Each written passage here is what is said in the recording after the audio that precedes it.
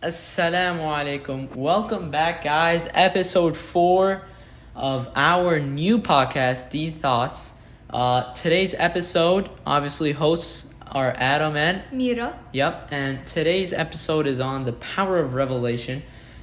We have a ayah and a hadith to let you guys know of. And let's just get right into it, right? Surah Al-Hashr, ayah 21. أعوذ بالله من الشيطان الرجيم. لو أنزلنا هذا القرآن على جبل لرأيته خاشعا متصدعا من خشية الله وتلك الأمثال نضربها للناس لعلهم يتفكرون. Let's go ahead with the translation. Had we sent down this Quran to a mountain, you would have seen it humbled, burst apart out of awe for Allah. We cite such examples for people so that they may ponder. So the reason we wanted to share this ayah is because it shows the power of the Quran, right? Something so important, and how we should really take care of it, and how we should really embody the Quran, you know? It is something so crazy, like, imagine just for it to be revealed to the mountain, it would burst apart, and imagine how big, It couldn't bear the weight of how amazing it is. How amazing the Quran is, and you know, like, mountains are huge, strong, you know, and part of nature, Rabbil Alameen created them, but Rabbil Alameen created us stronger, because we can handle this Quran. So, meaning what? Meaning we have been given the blessing of being able to read the Quran, to be able to handle this Quran. So it's important that we read it and embody it.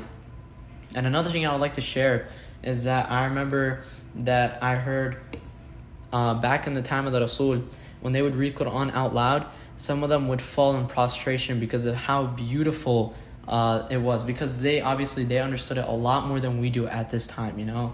Arabi has been like, now everyone knows it, you know, and even the people who do know it, they may not know it that well, but at their time, you know, Arabi was their language, so when they would hear it, they would fall in prostration because of how beautiful it was, the meaning, so beautiful. So the reason I wanted to share this is because it's important to realize that we need to take care of our, like learning the Quran, because we need to know the meaning, we need to understand what Rabbil Alameen has conveyed to us, because it's something so large and powerful and big in our deen, you know. The Quran is one of the centerpieces of our deen.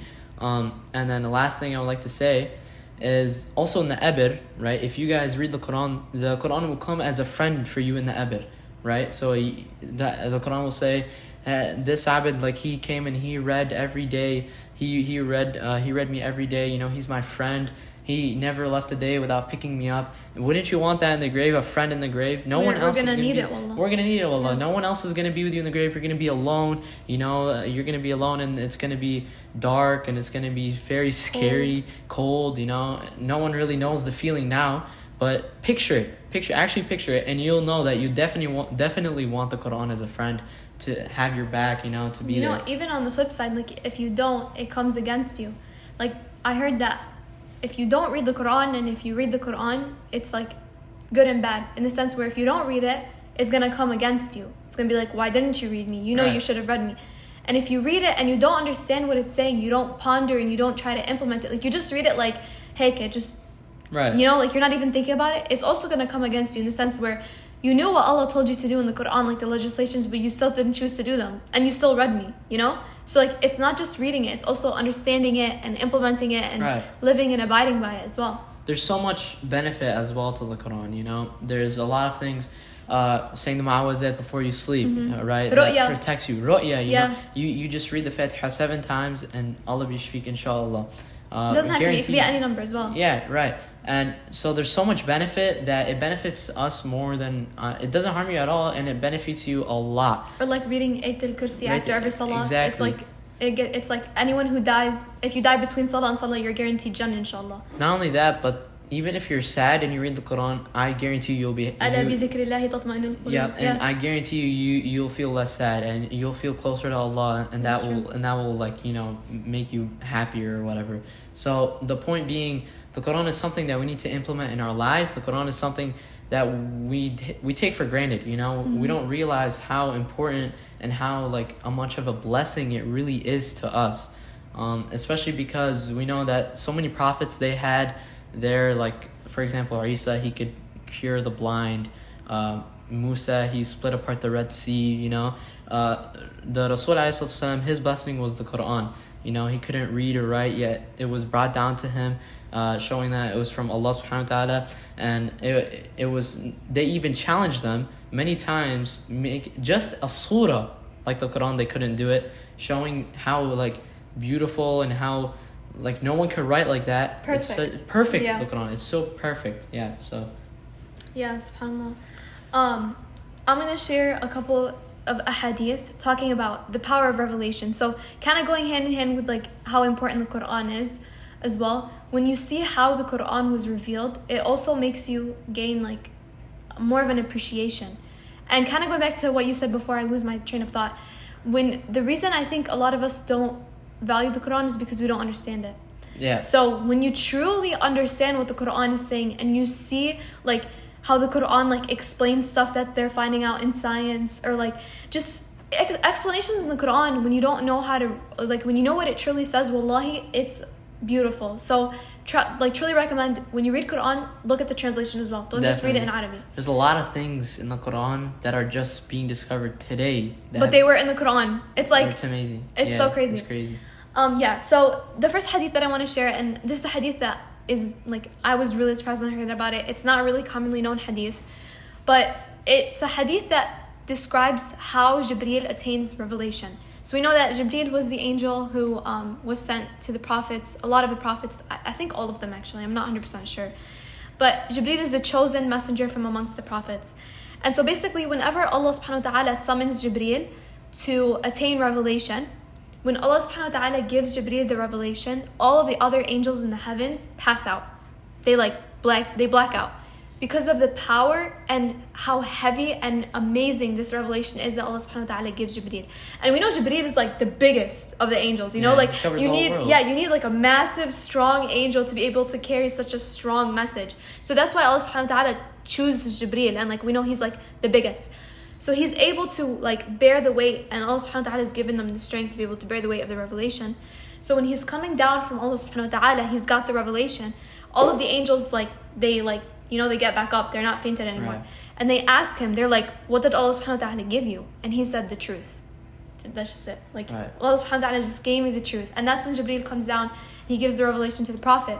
Now when Jibreel comes and gives the revelation to the Prophet, it's not easy on the Rasul sallallahu alaihi wasallam. Like it was hard, it was heavy. Like one time there was a companion who, like, I don't remember what exactly had happened, but the Prophet, I think, had his leg on the companion or his hand on the companion or something. And that's when the revelation came upon the Prophet ﷺ, and the companion thought like his arm or his leg, that body part, was going to break. And masar Rasul ﷺ heavy, like he literally physically got heavy. He sweats. It's sometimes like it's painful because it's such a big load. Even one time he was on like a camel or like a riding beast. He got up out of mercy. He got off of it because he knew it's so heavy. Like he didn't want to put pain on this animal. And this shows you, subhanAllah, the rahmah that the Rasul came with as well. Even the first time he got revelation, he ran back. Yeah, dathiruni, zammiluni. When he got revelation in the cave, right. It was heavy. It was something that's scary. But this shows you the power of revelation and how beautiful it is. And this revelation, the companions and the Rasul and the people that came after the companions, they worked so hard to spread the message of Islam, and they worked so hard to compile and to put together this deen for us to be able to read it. People used to fight to be able to get to Islam, to be able to read it, to be able to become Muslimin. And it's hard in the sense where there's so much fitna, and some countries think that they are making it illegal to become Muslim. But Allah subhanahu wa ta'ala said himself that he will preserve the deen of Islam. And for us to have this ticket, to have this ability for Islam to be so easily accessible to us, and for us to just leave it on the shelf and to disregard it and to not implement it, wallahi, we're going to be asked about it. We're going to be asked about why we didn't implement it, why we didn't strive for it, why we didn't tell people about the deen of Islam. You have to understand that the Quran, it's not just for you to read, but also for you to implement. The Rasul sallallahu alaihi wasallam, Aisha used to say that he was a walking Quran. His character was the Quran as well. It was a light. And the biggest form of da'wah for us right now is your character. Because when you resemble the image of Islam, to all my hijabis out there, or when you're a man and you've got a beard, you're representing the image of Islam. Even the non-hijabis, like when you're modest and the way that you handle yourself, wallahi, people will get a new image of Islam based on the way that they see you. When you're respectful, when you're calm, when you're very nice to people, you're not like in a bad mood, and when someone pisses you off in the mall or something, you don't like go off on them. This is what Quran also teaches. Like I remember one time I saw a video of this guy who converted to Islam, and he said that when someone first converts to Islam, like we just like keep on bombarding them with like, you gotta do this and you can't do this, this is halal, this is haram, this is ma'ashu. And he said when you take a look at the Quran, only 4% of it is legislation, halal and haram. The rest, 96% of it, is talking about miracles, talking about the prophets, talking about Allah subhanahu wa ta'ala, His mercy, His love. The Quran is everything. It's got cure, it's got literally anything you could possibly think of. And it tells us about our character, it tells us about everything. So it just, we have to honor it. We have to give it its worth, to humble ourselves to the Quran, and to truly be able to have a connection with the Quran. Because like you said, it'll become a shafa'ah, it'll become something as a protection for us. And another thing I want to bring up is like the fact that, like you said, the actions are da'wah. It's important that we realize that as Muslimin, we need to give this da'wah, right? So we need to have this akhlaq, like the good actions, the good character, because Day of Judgment, Rabbil Alameen will come and He'll ask us, how come at this time you didn't preserve the good character? How come? Because we need to follow how the Rasul did, the Rasul. I remember there was a hadith, I don't know exactly, but like paraphrasing, yeah.